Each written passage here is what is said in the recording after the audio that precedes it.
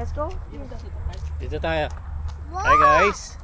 Yan. So bali, trinay namin dito sa harap lang ng bahay namin to. Ngayon ko na napansin to. Nakita mo rin ba to? Alam ko na to, pero more on bike lane kasi or mga nagbabike at nagpupunta dito. Oh. Yan, sinubukan namin. Pero sinerch muna ni Emma ba kasi mamaya bawal yung maglakad dito eh. So pwede naman daw. Tapos doon, no, meron kami nakikitang pond doon. Tsaka to, maliit lang to. Oh, sa'yo no, duck oh. Ayun no, may tatlong bibi. Yan, so ano lang guys, lakad-lakad kami, exercise na rin. Kasi si Emma, balak tumakbo. Lakad lang lagi. So alas 8 na ng gabi guys. Grabe no. Hindi kami lumabas ni Mami ng mga 6 or 7 PM kanina kasi sobrang init.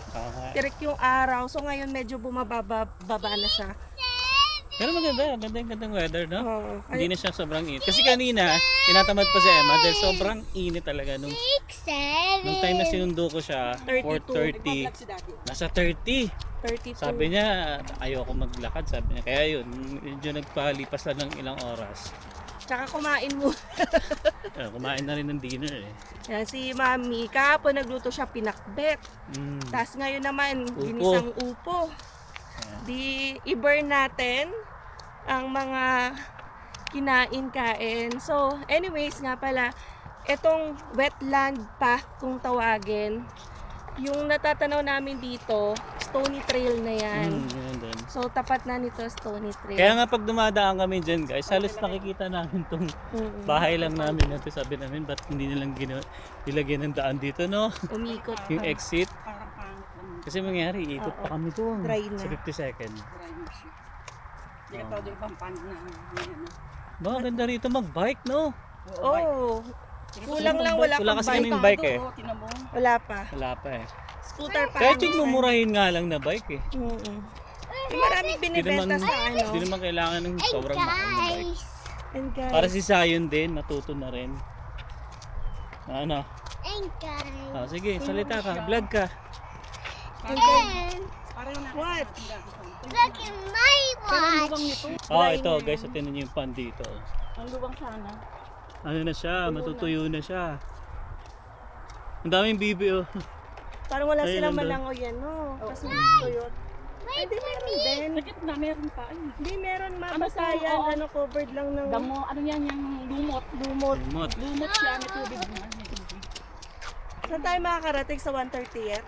Hindi, ikutin lang natin. Baka walang ikot dito, baka diretso to. Hindi maganda. Di, balik lang tayo pagka. Balik lang tayo. So yan guys, so day 2 na ng aking paglalakad. Akalain nyo yun, hindi lang tayo day 1. Pagod na tayong dalawa oh. And this time, kasama ko na si Alwin. Kasi kahapon nga si Mami, ayan si Zion lang. Ano, pagod na? So ito na yung nalakad namin guys, oh. Hindi na Malayo na matanaw. rin yan. Malayo-layo na rin yan. Kailan na tayo? Hindi ko na na-detect eh. Basta 1,000 steps na. Oo, 1,000. Mas madami doon ng pababa. So guys, ang maganda dito sa path na nilalakaran namin ay dedicated lang talaga para sa nagwo-walk, nagra-run, and nagbabike. Tapos, yan nga, wala kang i-worry na dadaang sasakyan, may i-cross kang street. Si Zion hindi mo sasawayin kapag nandun na siya sa kanto kasi syempre watch out for the cars. So ito tuloy-tuloy lang guys, ay nakakatuwa. Yan, di ba? Dire-diretso lang siya. Tapos, yan, tanaw mo. Safe na safe. Ay, ikot siguro nga ito. Tapos ito ang aming sunset. Hindi pa ganun pa oh. Ayun sila oh. Oh, malayo. Malayo to kasi yung kanina sa entrance, ang daming mga location ba? Markers. Di ba? Nice. So, hopefully maging habit and sana samahan tayo ni Alwin palagi. Uy, Sabi ko kasi last time marami kang excuse eh. hindi oh. Oo. Kaya lang bago kami mag-walk guys, kumain muna siya ng chocolate. So wala rin. Pero at least 'di ba, kumain siya ng chocolate o i-burn mo yan ngayon. Kailan na ako. Ang bilis mo naman magbilang.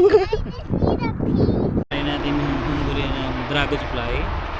Sabi, tutubi. Tutubi. Huwag kang magpahuli sa Nung batang bata ako, mapanghi. nanguhuli ako niyan. Tubing karayom. Pagka ganyan kaliliit. Mga maninipis. Ito tubing kabayo. Mapanghi ka raw. Adapuin natin. Wala? Hindi mahuli. Ayan, so may kasabayan ako niyo. May kasabayan na naman. Mga Bike. nagbabike. Sabay ka. Tapos naglalakad. Ito maganda nga o dapat nga na may bike, no? Para kay Zion din. May bike siya. Hindi na nagagamit. Saan? Ah, yung kay Joy? Oo. Hindi, dapat yung dalawang gulong lang. Para marunong siya bumalance. So guys, sumakyat muna tayo dito sa viewing deck. Ano? Ang presko ng hangin. Syempre, walang mga bahay-bahay. Ayan o. Hindi ko na malaman nasa na yung ano dito. Yung mga dealership ng car. May isang hilera kasi doon. Baka feel ko nandun yun sa kabila. And then yung bahay dito. Yan, so babalik tayo. At least 'di ba, ang taas pa ng sikat ng araw, guys. Si Zion nga ready na pantulog na yaya lang na maglakad ngayon. 'Di ba? Hopefully talaga masundan ang ating exercise dahil yan, syempre mas maganda kapag meron tayong exercise araw-araw. Daddy. Tapos ito na guys yung sunset. Malayo-layo pa no. So mga nasa ano pa yan. Alas 10 nga. 9:30 to 10. 8:30 pa lang. 8:30 pa lang guys. Aten pa yun. So may oras pa para maglakbay pa, palayo. Gusto mo pa? Oo, walang problema sa akin. Di Saan pa ako kaya no? pagod. Ayun, Gusto mo no? makita yung mapa Tingnan natin yun eh. Meron pang parang, ewan ko, bridge ba yan? Oo, may parang bridge nga. Sige, abutin natin Tingnan natin, yun. tara. Dito na tayo eh. Maaga pa naman. Ayan guys, oh. Tingnan niyo yung view natin. Hi! Hello, hello, hello. So guys, ayun, nakakita tayo ng information. Ito daw nakikita nyo ito. Wetlands. Yan, wetlands ng tawag. Hindi amin yan. Wetlands. Ang history daw pala niyan, dati, ano to, covered ng glacier. Like, 12,000 years ago. Tapos, syempre, because of the climate change and everything, nag-retreat yung giant sheets of ice. And ito na ang natira. Grabe, no? 12,000 years ago, balot na balot to. So, ibig sabihin ba, pa-warm na tayo dito sa area natin. Yan kasi, di ba, hindi na to covered talaga ng glacier. Yung ice age pa to dati. And ang galing kasi naaaral nila yung ganong history, no? Maraming salamat, Ate The Kim. spot where you are standing was covered by glacier 12 years ago. 12 years ago. Yeah. Yan Hindi kasi- ko mabasa, guys. Eh, Actually, huwag mahawakan kasi ano eh, pupo yun eh. may pupo na ng birds. Oo. Dito sila humahakot pag gabi na. Yan. Hindi ko na pero marami daw, ano to? Pictures, yeah, scene. Marami daw tong ino-offer na food and shelter. So, nagsisilbing itong puntahan ng mga migrating birds. Yeah. Itong area na to. Oh, dami nga ibon eh. Wild ducks. Saka mga bibe. Mayroon kaming nakita 3 bibe. Yan, hindi, marami siya. Alright, so yun. Yeah, puntahan pa namin yun. Marami pa. At maaga Explore pa. tayo. Yeah, explore natin. Sayang Marami tayong gagawin sa bahay. After kasi na to, syempre, pahinga din. Bukas work na ulit. Let's go! So yan, napapalayo na ang ating lakad. Pero syempre, chine-check natin si Mami kung kaya niya tong lakarin, kung kaya pa dagdagan. Kasi mamaya, pagod na o hingali na. Pero palaban pa rin si Mami. Oo naman. Yan, Kaya ko yan. nagkukwento nga kasi dati nung high school siya, Lalakad lang. naglalakad lang daw siya From our papunta ng house, school. Papunta school. Ilang kilometro yun, Ma? Palagay ko ano yun eh, mga 5 to 6 kilometers. Biruin nyo yun. Lang, oo. Kasi sa probinsya na yun, oh. Bulacan. Bulacan pa ba? Hindi, nasa Mindoro na. Mindoro po. La Curva to, ano, Murta.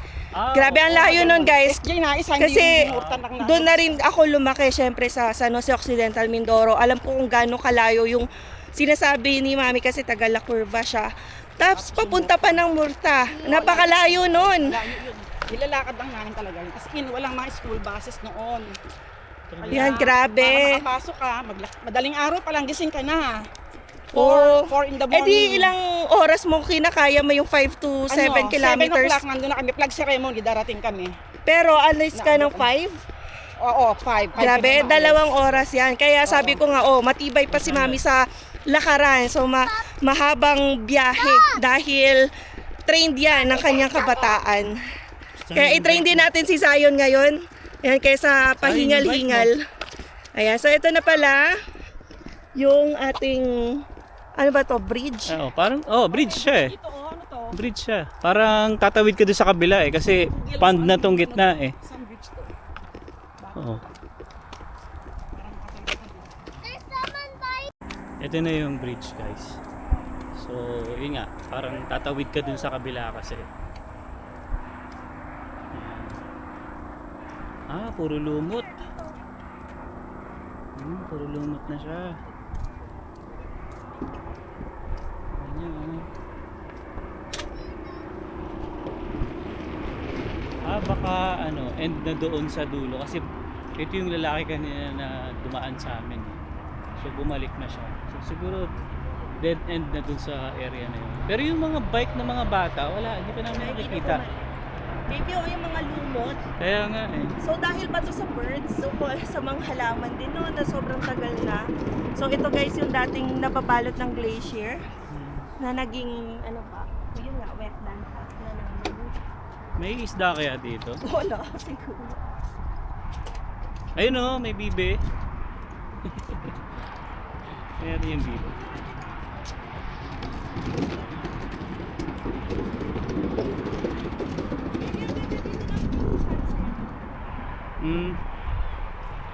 Sayang, balik muna tayo dito, dali.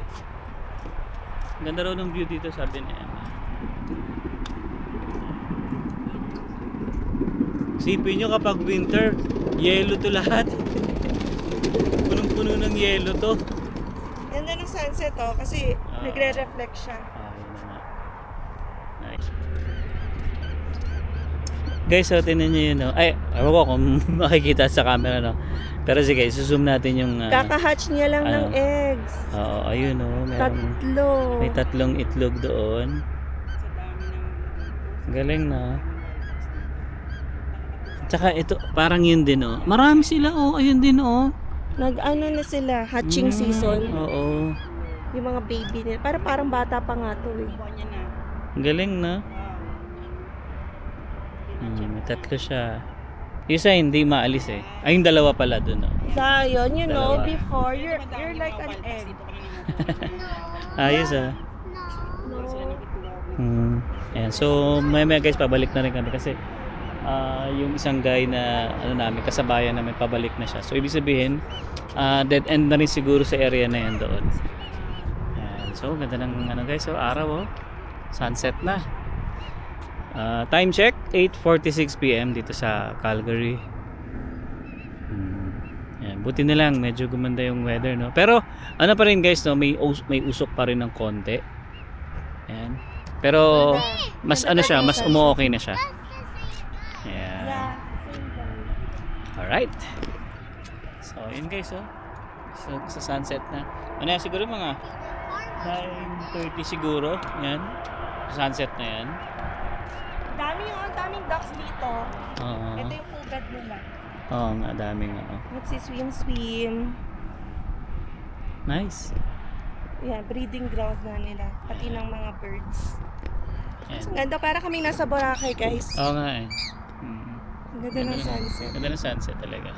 Tsaka yung hangin kasi talaga fresh. Oo, hindi mo maano na yung mga pollution, wala mga usok na alam mo nanggagaling sa sasakyan. Yan. So yung maganda rin dito. So ang ganda rin na na-curious tayo dito. So 1 year na kami sa lugar namin. Ngayon lang namin to na-explore. Syempre, doon lang kami lagi sa may playground, sa common na daanan. Pero ang ganda rin kasi pala nito lakaran kasi kayo lang. Yan for the purpose of walking and biking lang talaga to. pa. Siguro baby, it's time na rin para i-share natin yung sinasabi natin. Ayan, pahapyawan natin, Oo. pero create din tayo ng another content for Yeah. this. So yan guys, no, pahapyawan ko lang din kasi dati nakatanggap kami ng 25% na rebate sa mortgage insurance na binayaran namin kasi nag-down lang kami ng 5% dito sa bahay. Pero meron pala dito na way o programa na pwede mong ma-refund yung 25% ng ibinayan mo for that insurance. So kapag na-certify yung bahay mo na yan energy efficient, so meron silang certain level na kailangan ma-reach ka para pumasa ka doon. Kasi kapag syempre mababa yung evaluation sa bahay mo, ibig sabihin hindi siya energy efficient, hindi mo makukuha yung 25% rebate. Yes. So, kung gusto nyo pala, yan ipa-inspect then yung bahay nyo, lalong-lalo na ngayon ha, mag-apply na lang to sa newly built houses. So, during our time, maswerte pa kami na kahit hindi newly built yung bahay namin and even if second owner na kami ng bahay na yon, qualified pa kami na makakapag-apply under that program. Pero ngayon guys, ang tatanggapin lang na applications ay kapag yung bahay na nabili mo ay newly built and you are a first-time home buyer.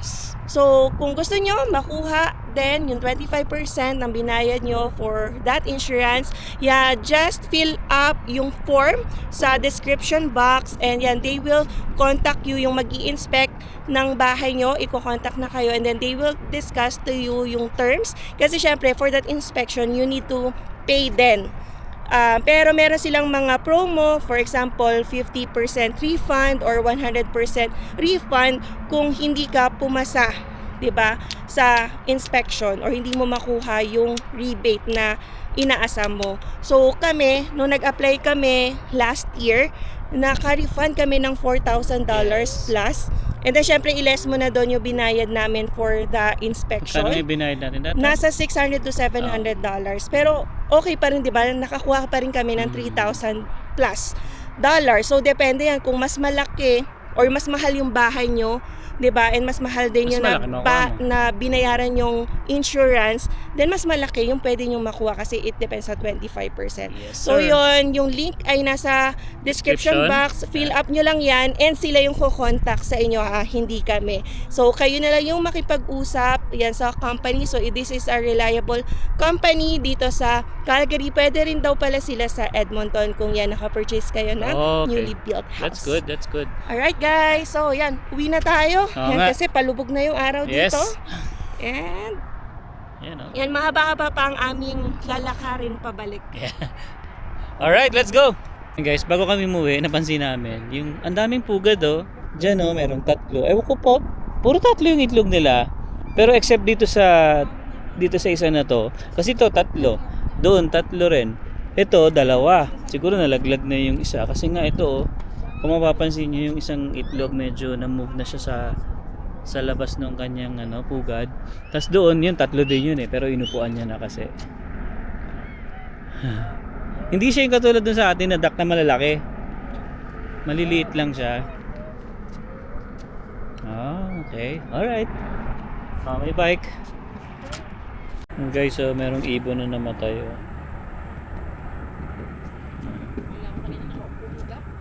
Okay nangyari dyan. Baka heat stroke. Baka heat stroke. Yeah, well, ganun talaga ang buhay. Hindi ka rin naman makabaga. Oh, hindi. Malambot yan. Bala ka ata bumaba ni Emma. Malambot yan. Lulubog ka dyan. Yeah. Ayun, guys. Natapos na naman ang araw natin. Yan, ang ganda ng sunset, oh. Diba? Ang ganda na picture dyan, baby, oh, dito. Mukhang maganda mag-picture dito. Tingnan nyo, oh. Ganda ng kulay ng araw. Yan, so bago natin tapusin itong vlog na to, ayan, siyempre picture muna tayo dito. Pero siyempre, dito ko natatapos itong vlog na to, and I hope na nag-enjoy kayo sa vlog namin ni Emma. And yun guys, no, so bali yung link guys nandun sa description, ayan, so pwede nyo silang kontakin or kung may mga question nga kayo, gaya ng sinabi ko, just comment lang sa baba. Alright, so hanggang dito na lang. We'll see you on the next one. Peace!